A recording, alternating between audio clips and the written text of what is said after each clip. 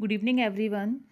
आज हम स्टार्ट कर रहे हैं लर्निंग एंड टीचिंग, जो बीएड फर्स्ट ईयर में आपका थर्ड एग्ज़ाम है। उसके टीचिंग का concept, meaning of teaching, nature of teaching क्या होते हैं। देखिए, टीचिंग का जो कॉन्सेप्ट है वो हमारा बीएड फर्स्ट ईयर में भी होता है एंड नेट के फर्स्ट पेपर में भी टीचिंग का कंसेप्ट मोस्ट इम्पॉर्टेंट माना गया है कि उसमें भी ये जो है इसका एक पार्ट, एक यूनिट स्पेशल है।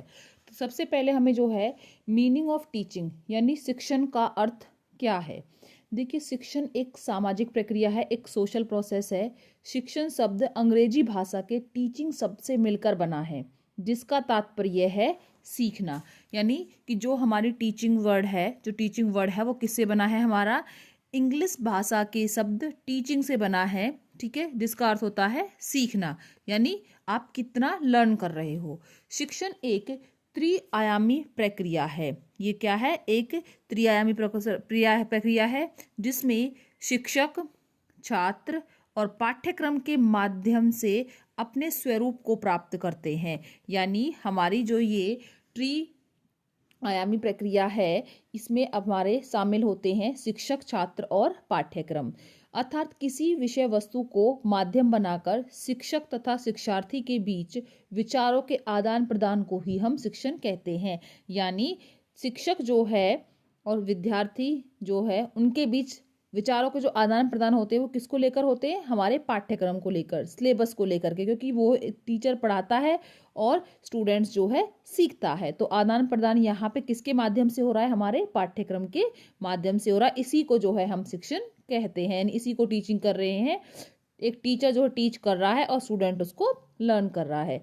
अब देखिए, मीनिंग तो टीचिंग का हो गया है, तो यहाँ पे टीचिंग के मीनिंग को दो तरह से डिफाइन किया गया है। नैरो मीनिंग यानी ऑफ टीचिंग, शिक्षण का संकुचित अर्थ, यानी छोटा अर्थ क्या है, छोटे थोड़े शब्दों में जो उसका अर्थ है। शिक्षण के संकुचित अर्थ का संबंध स्कूली शिक्षा से है। यहाँ पे जो है नैरो मीनिंग का अर्थ है कि जो बच्चों को स्कूल में एजुकेशन दी जा रही है, जिसमें अध्यापक द्वारा एक बालक को निश्चित स्थान पर एक विशिष्ट वातावरण में निश्चित अध्यापकों द्वारा उसके व्यवहार में पाठ्यक्रम के अनुसार परिवर्तन किया जाता है।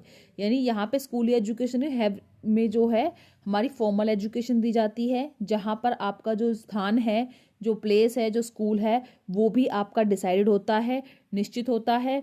वहाँ का जो इन्वायरमेंट है वो भी स्पेशल होता है, और कुछ डिसाइडेड जो आपके टीचर हैं उन्हीं के द्वारा जो है आपको टीचिंग की जाती है आपकी, और उसी पाठ्यक्रम के अकॉर्डिंग आपके व्यवहार में भी बदलाव लाया जाता है।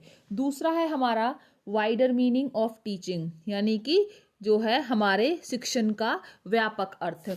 देखिए, शिक्षण के व्यापक अर्थ में हम सब शामिल कर लिया जाता है जो व्यक्ति अपने पूरे जीवन में सीखता है। जैसे नैरो मीनिंग में क्या था कि बच्चों की स्कूली शिक्षा से, कि जो बच्चा स्कूल में सीखता है, लेकिन वाइडर मीनिंग में क्या है कि जो बच्चा अपनी पूरी लाइफ में जो कुछ भी सीखता है। अर्थात शिक्षण का व्यापक अर्थ है कि जिसमें व्यक्ति को औपचारिक, अनौपचारिक और निरौपचारिक साधनों के द्वारा सीखता है। बच्चा फॉर्मल, इनफॉर्मल और नॉन फॉर्मल के जितने भी उसके पास सोर्सेज है उन सभी से सीखता है। इसमें शिक्षार्थी जन्म से लेकर के मृत्यु तक अपनी समझ शक्तियों का उत्तरोत्तर विकास करता रहता है। यानी इस वाइडर मीनिंग में क्या है, देखिए डिफरेंशिएशन देखिए। नैरो मीनिंग में जो शिक्षण है वो केवल स्कूल में होता है, वहाँ पे उनकी हर चीज़ फिक्स होती है, चाहे उनका प्लेस है, उनका एनवायरनमेंट है और उनके टीचर हैं। लेकिन वाइडर मीनिंग में क्या है, शिक्षण के व्यापक अर्थ का मतलब है बच्चा जो अपनी पूरी लाइफ में सीखता है, पूरी लाइफ में, चाहे वो घर पे है, ठीक है, सोसाइटी में है, बाहर है, स्कूल में है, यूनिवर्सिटी में, कहीं पर, यानी कि बर्थ से लेकर के टिल डेथ तक जो भी हम अपनी लाइफ में सीख रहे हैं, ठीक है, उसी को यहाँ पे शिक्षण के व्यापक अर्थ में लिया गया है कि जो भी हमें पूरी एनवायरनमेंट सिखा रहा है वही हमारा शिक्षण कर रहा है।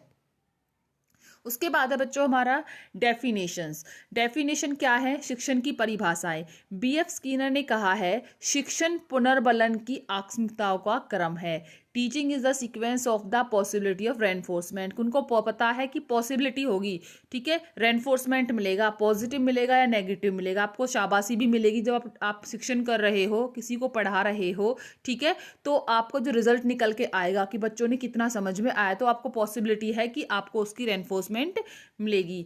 दूसरी डेफिनेशन बर्टन ने दी है, शिक्षण सीखने के लिए दी जाने वाली प्रेरणा, निर्देशन और प्रोत्साहन है।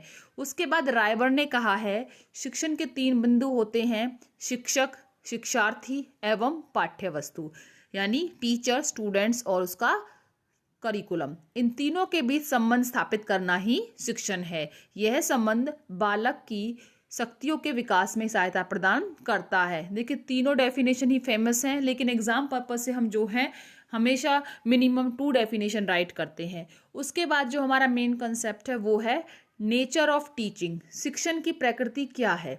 देखिए शिक्षण क्या है? एक अंत्य प्रक्रिया है। ये क्या है? एक इंटर प्रोसेस है। शिक्षण एक अंत्य प्रक्रिया है जिसमें मुख्यतः शिक्षक और छात्र के मध्य कक्षा में हुई अंत्य क्रिया तथा क्रियाएं सम्मिलित होती है, यानी टीचर और स्टूडेंट्स के बीच में क्लास में जो भी इंटरेक्शन हो रहा है, इसीलिए शिक्षण क्या है? एक अंत्य प्रक्रिया है। दूसरी विशेषता कहती है शिक्षण का अर्थ मार्गदर्शन है। क्या है शिक्षण का अर्थ?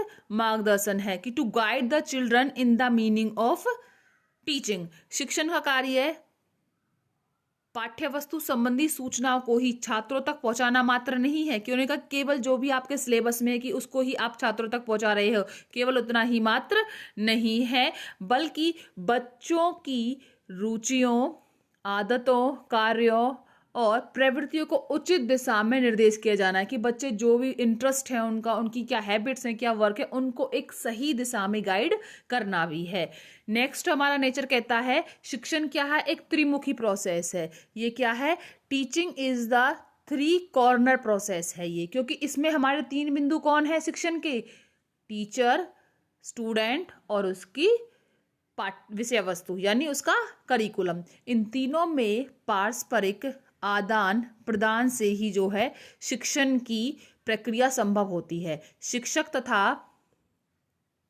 छात्र शिक्षण प्रक्रिया के सजीव अंग है और पाठ्य वस्तु जो है वो निर्जीव अंग है, क्योंकि देखिए पाठ्य वस्तु हमारी निर्जीव है और टीचर और जो स्टूडेंट्स है वो क्या है? हमारे सजीव अंग है। इसीलिए इन तीनों चीजों से मिलकर ही हमारी शिक्षण की प्रक्रिया बनती है और शिक्षण को यहाँ पे त्रिमुखी प्रक्रिया कहा गया है। नेक्स्ट है हमारा सूचना देना शिक्षण का अर्थ है, कि the meaning of teaching is to information. देखिए शिक्षण का अर्थ महत्वपूर्ण कार्य छात्रों को सूचना देना है, कि जो भी महत्वपूर्ण कार्य, जो इंपॉर्टेंट वर्क हैं उसके बारे में एक स्टूडेंट्स को इंफॉर्मेशन देना है। शिक्षण प्रक्रिया के दौरान छात्रों को शिक्षक पाठ्य वस्तु संबंधी सूचना देने के साथ साथ व्यवहारिक ज्ञान भी देता है, यानी जो भी आपके सिलेबस से रिलेटेड इन्फॉर्मेशन तो टीचर देता ही देता है, साथ ही साथ प्रैक्टिकल जो आपकी नॉलेज है, यानी आउटसाइडर जो नॉलेज है, आउटली वर्ल्ड में क्या हैपन हो रहा है उसके बारे में भी टीचर आपको इन्फॉर्मेशन देता है। उसके बाद है हमारा नेक्स्ट पॉइंट है वातावरण से सामंजस्य स्थापित करना, to adjust with the environment. देखिए समाज क्या है? हमारा चेंजिंग है, परिवर्तनशील है, सोसाइटी बदलती रहती है, समाज की भौतिक, आर्थिक और सामाजिक परिस्थितियां बदलती रहती हैं और इस वातावरण में ही छात्र को अपना जीवन यापन करना होता है।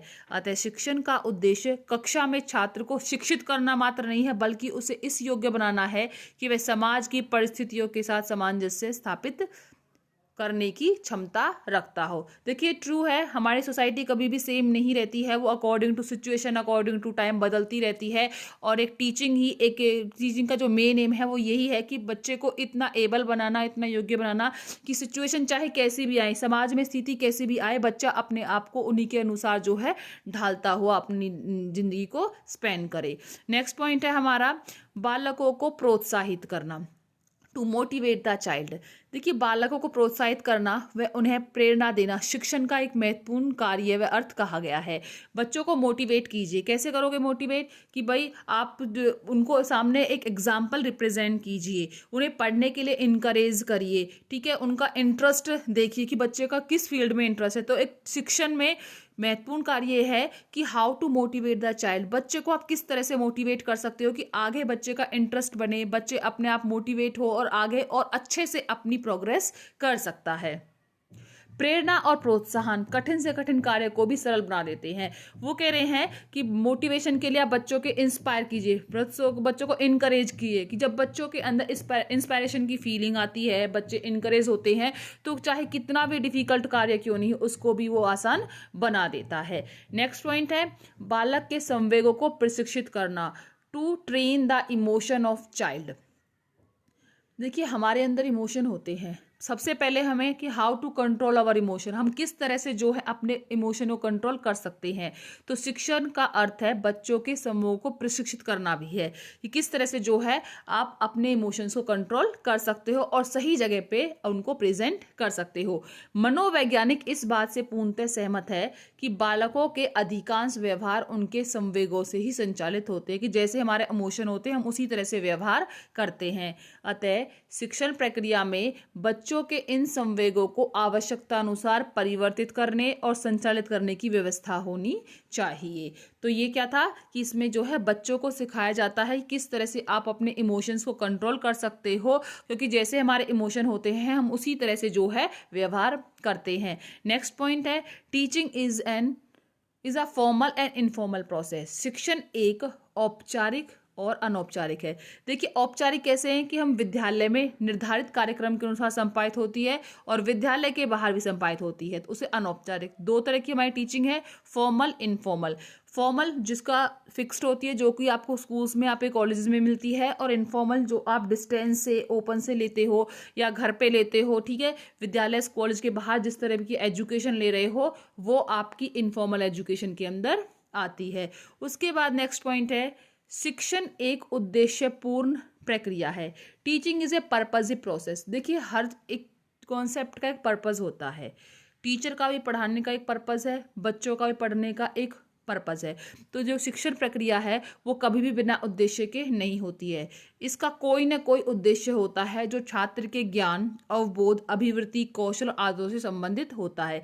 देखिए आप लोग भी पढ़ते हैं, हम भी पढ़ा रहे, तो हम सभी का एक उद्देश्य है कि how to become a teacher, कि हमें सभी को एक टीचर ही तो बनना है आगे चल के अपनी कोर्स स्टडी के बाद। तो इसी तरह से उन्होंने कहा है कि छात्रों को जो नॉलेज है, जो उनकी स्किल्स हैं, जो उनकी हैबिट्स है, उन सभी से इनका संबंध होता है और बिना कभी भी पर्पज के, बिना उद्देश्य के कभी भी जो है टीचिंग नहीं हो सकती है। नेक्स्ट पॉइंट है हमारा शिक्षण छात्रों के व्यवहार में परिवर्तन लाने की प्रक्रिया है। देखिए शिक्षण के द्वारा क्या होता है, जब बच्चा मोटिवेट होता है, ठीक है, वो इंस्पायर होता है, तो वही मोटिवेशन इमोशंस को कंट्रोल करना सीख जाता है, उसके व्यवहार में हमें दिखाई देता है। तो एक टीचर जो है अपनी टीचिंग के द्वारा बच्चों के व्यवहार में भी परिवर्तन लाने का काम करता है। शिक्षण क्या है, एक विकासात्मक प्रक्रिया है। Teaching is a developmental process है, ये डेवलप करती रहती है बच्चे का जो है step by step, class by class जो है बच्चे का विकास होता रहता है और बच्चा जो है नई नई चीजें पढ़ने सीखता रहता है। शिक्षक और छात्र के मध्य पारस्परिक संबंधों को स्थापित करने की भी प्रक्रिया है। दैट्स इज एब्सोल्युटली ट्रू कि टीचिंग ही एक ऐसा वे है जिसके थ्रू टीचर और स्टूडेंट्स के बीच में इंटर रिलेशनशिप बनते हैं, वो एक फॉर्मल वे में रिलेशन बनते हैं, ठीक है। और क्योंकि देखिए जब तक टीचर टीचिंग नहीं करेगा, स्टूडेंट लर्निंग नहीं करेगा, तो उनके बीच में जो है वो संबंध स्थापित नहीं होगा, ठीक है, क्योंकि बच्चा भी रिप्लाई नहीं देगा और टीचर भी उनसे क्वेश्चनिंग नहीं कर पाएगा। सबसे पहले टीचर की मेन रिस्पॉन्सिबिलिटी क्या होती है कि how to understand the nature of the child, बच्चे के नेचर को, प्रकृति को समझना। तो वो कभी होगा कि जब बच्चे टीचर एक सिंपैथी दिखाएगा, एक सहानुभूति दिखाएगा। तो टीचर के लिए सबसे ज्यादा क्या होता है कि सहानुभूति दिखाना, बच्चों को समझना, उनकी नेचर और उनकी प्रकृति को समझना। सो आज हमने डिस्कस किया nature of teaching. Next video में हम करेंगे importance of teaching. If you like please subscribe and share this video.